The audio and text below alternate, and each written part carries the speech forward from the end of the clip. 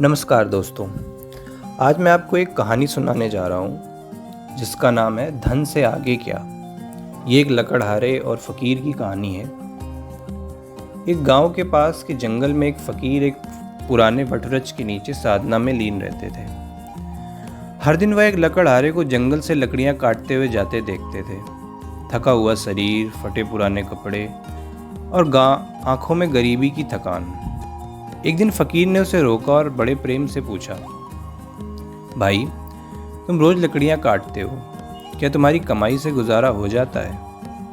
लकड़हारे ने उदासी से उत्तर दिया, नहीं साहब, कभी कभी तो 2 वक्त की रोटी भी नसीब नहीं होती, पेट भर खाना भी नहीं जुटा पाता। फ़कीर मुस्कुराए और बोले, तुम थोड़ा और आगे क्यों नहीं जाते?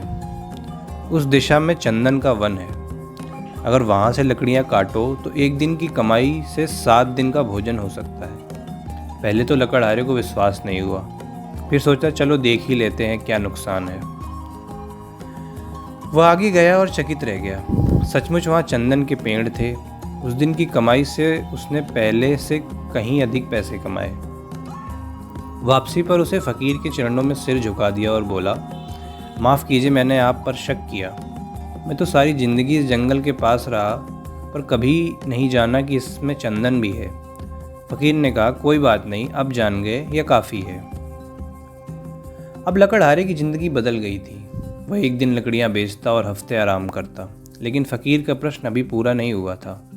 कुछ समय बाद फ़कीर ने फिर पूछा, भाई क्या कभी सोचा है कि चंदन के आगे भी कुछ हो सकता है? लकड़हारा चौंका, नहीं, कभी सोचा ही नहीं, क्या सचमुच कुछ और है? फ़कीर बोले, हाँ, चंदन के उस पार चांदी की खान है, एक बार जाओ और देखो। लकड़हारा गया और वाकई चांदी की खान मिली। अब तो उसकी कमाई कई गुना बढ़ गई। कुछ समय बाद फ़कीर ने फिर पूछा, क्या चांदी ही आखिरी है? क्या कभी सोचा है इससे भी आगे कुछ हो सकता है? लकड़हारा बोला, नहीं, मुझे लगा चांदी ही सबसे कीमती चीज़ है। फ़कीर मुस्कुराए और बोले, जाओ और आगे बढ़ो, वहाँ सोने की खान है और उसके आगे हीरों की खान। लकड़हारा गया और एक एक कर सब कुछ पा लिया। अब वह अत्यंत धनवान हो गया, महलों में रहने लगा, सेवक सेविकाओं से घिरा रहा। बहुत समय बाद एक दिन वह फिर जंगल आया। फ़कीर ने उसे देखा और पूछा, क्या तुम अब हीरो की खान पर रुक गए हो? क्या आगे बढ़ने की इच्छा नहीं हुई? लकड़हारा चिढ़ गया, कृपया मुझे मत उलझाइए, अब मेरे पास सब कुछ है, मुझे और क्या चाहिए? फ़कीर शांत स्वर में पूछा, क्या तुम खुश हो? लकड़हारा कुछ देर चुप रहा, फिर उसकी आंखों से आंसू बहने निकले। उसने रोते हुए कहा, मेरे पास सब कुछ है, लेकिन दिल में सुकून नहीं है। जिसे सुख कहते हैं वह तो जैसे कहीं खो गया है। फ़कीर ने धीरे से कहा, अब तुम्हारे पास बाहरी दौलत है, अब ज़रूरत नहीं है और धन की, अब समय है अंदर देखने का। जिस शांति की तलाश में तुम जंगल जंगल दौड़े, वो तुम्हारे ही भीतर है। ध्यान करो, मन की हलचल को शांत करो, आत्मा को जानो, और तब तुम ईश्वर को अनुभव करोगे। यही है सच्चा सुख और यही है परम शांति। यह कहानी हमें ये सीख देती है कि धन, वैभव और सफलता केवल बाहरी जीवन को संवारते हैं, लेकिन सच्चा सुख, शांति और ईश्वर का अनुभव ये सब भीतर की यात्रा से मिलते हैं। जैसे जैसे हम बाहर से भीतर की ओर मुड़ते हैं, वैसे वैसे हम जान पाते हैं कि धन से आगे भी कुछ है, और वह है आत्मा की शांति। इस कहानी में जो बात सबसे ज़्यादा ध्यान देने योग्य है वो ये है कि मनुष्य को जब तक उसकी आत्मा की शांति नहीं मिलती है, तब तक उसे बाहरी धन कुछ समय के लिए सुख देता है, लेकिन फिर उसे अपने अंदर की शांति को खोजना ही होता है। और जब गुरु ने उससे कहा कि तुम्हें आत्मा की शांति खोजनी चाहिए, तो सबसे पहले उन्होंने यही नहीं कहा। पहले उन्होंने देखा कि वो मनुष्य अभी किस चीज़ के पीछे भाग रहा है। सबसे पहले वो मनुष्य धन के पीछे, लकड़ियों के पीछे, फिर चंदन की लकड़ी के पीछे, फिर चांदी के पीछे, फिर सोने के पीछे भाग रहा था। तो जब तक मनुष्य को संसार के भोग, संसार की चीज़ें वैल्यूएबल लगती हैं, तब तक वो परम शांति और परम आनंद को नहीं समझ सकता। इसलिए मनुष्य को पहले अपने सांसारिक भोगों में जब तक व्यर्थता ना दिख जाए, जब तक उसे यह ना दिख जाए कि ये उपयोगी तो हैं, लेकिन इससे भीतरी शांति प्राप्त करने का ये उपाय नहीं है। मनुष्य अपने भोगों को तभी त्याग पाता है जब उसे परम भोग का कुछ न कुछ अंश उस तक उतर आया हो, अन्यथा वो मनुष्य सिर्फ पाखंडी हो जाता है। अगर उसे ये कहा जाए कि तुम संसार को छोड़ दो और परम भोग की तलाश करो, तो वो ऐसा नहीं कर पाएगा, क्योंकि शुरुआत में तो उसका रस संसार की चीज़ों में ही होता है, और जब तक संसार की चीज़ें में उसे रस है तब तक वो बाहर ही दौड़ता रहेगा और अपने भीतर नहीं जाएगा। और अपने भीतर जाने का मार्ग संसार के भोगों से ऊपर उठना है, ना कि उनको छोड़ना है। ऊपर उठने का अर्थ यहाँ पर यह है कि आप चीज़ों को यूज़ करिए, उन्हें भोगिए और देखिए। सबसे महत्वपूर्ण है आपका देखना, आपका दृष्टा होना। जब आप होशपूर्वक देख लेते हैं कि जो भी चीज़, जो भी अनुभव मैं कर रहा हूँ, वो मुझे सुख देते हैं, लेकिन क्षणिक, कुछ समय के लिए मैं सुखी होता हूँ, लेकिन उसके बाद फिर से वही झंझट, वही पुराने दुख याद आ जाते हैं। ये स्थायी सल्यूशन नहीं है किसी चीज़ का। और जब ऐसा हो जाता है तब मनुष्य अपने आप ही परम भोग या परम आनंद या अपने भीतर की तलाश शुरू करता है। तब उसकी ईश्वर की तरफ पहली बार खोज शुरू होती है, और तभी वह मनुष्य अपने जीवन में असली आनंद, असली मस्ती और असली सुकून को जान पाता है। कुछ नासमझ गुरुओं की सीख ने, और उन्हें गुरु कहना शायद ठीक भी नहीं होगा, कुछ नासमझ लोगों ने मनुष्यों को ये सिखा दिया है कि तुम संसार का पूरी तरह से त्याग कर दो और उसके बाद तुम्हें परमात्मा मिल जाएगा। पर वो लोग क्या करते हैं? वो किसी जंगल में चले जाते हैं, वो किसी आश्रम में बैठ जाते हैं, वो कहीं और चले जाते हैं, और वहाँ जाकर भी वो देखते हैं कि वहाँ उन्होंने एक नया संसार बना लिया।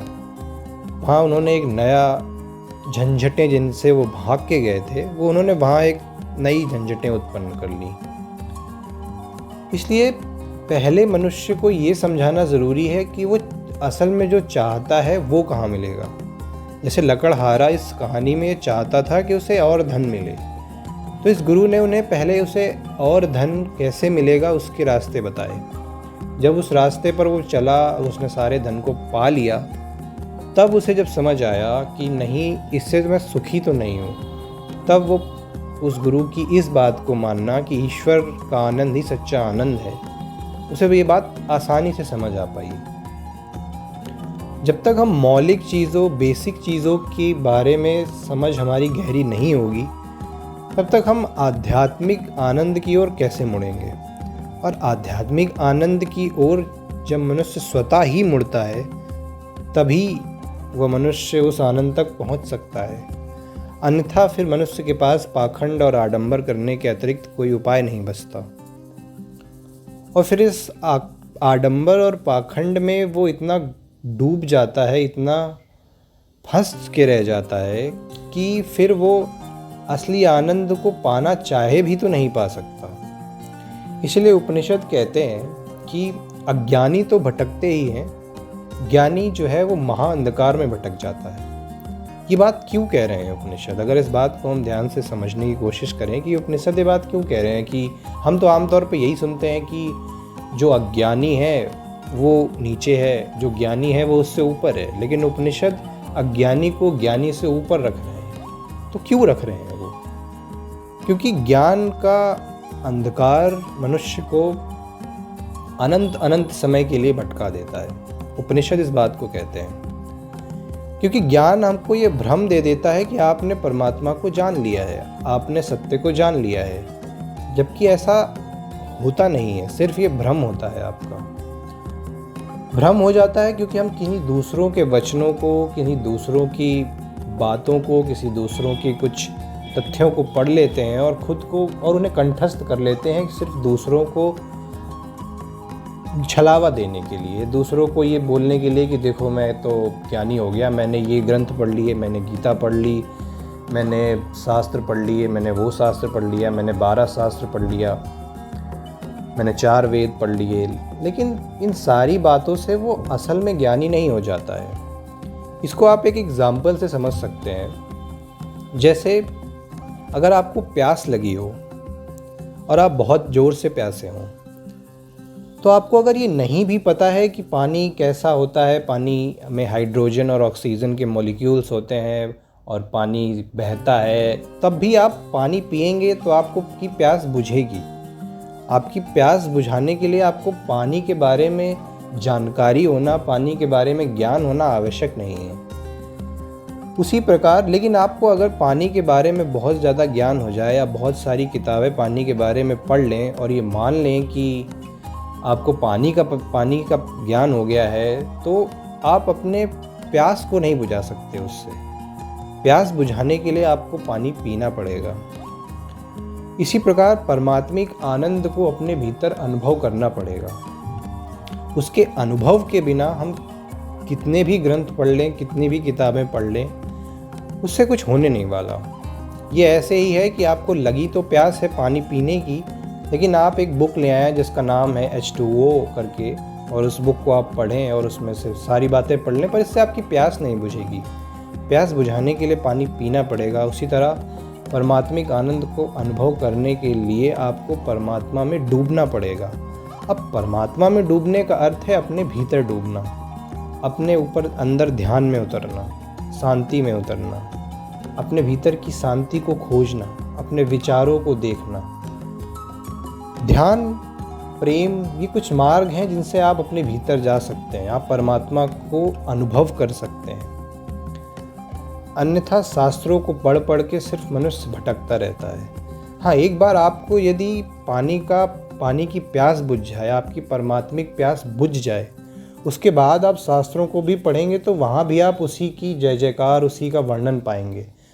तब आपको उनको पढ़ने का सार्थकता भी होगी और आपको उन्हें पढ़ने में आनंद भी आएगा। फिर वो आपको कंठस्थ करने की ज़रूरत नहीं होगी उन्हें याद कर लूँ मैं। फिर उन्हें आप सिर्फ पढ़ के आनंद ले सकते हैं और दूसरों में आनंद बांट सकते हैं। और तब आपकी वाणी में, आपकी भाषा में अपनापन होगा, अपने अनुभव की झलक होगी, जो झलक आपको कृष्ण की गीता में मिलती है, लेकिन कृष्ण की गीता का उच्चारण करने वाले लोगों पर नहीं मिलेगी। जो बात आपको बुद्ध के वचनों में भी तो मिलेगी, पर कोई बुद्ध भिक्षु आपको इस बारे में बताए तो ज़रूरी नहीं है कि आपको वो बात समझ आए या वैसा कुछ महसूस हो। इसीलिए कोशिश हमें यही करना चाहिए कि हमें सबसे पहले तो जागृत गुरु खोजने चाहिए, जो खुद जागा हुआ हो, ना कि सिर्फ जिसने कंठस्थ किया हो चीज़ों को।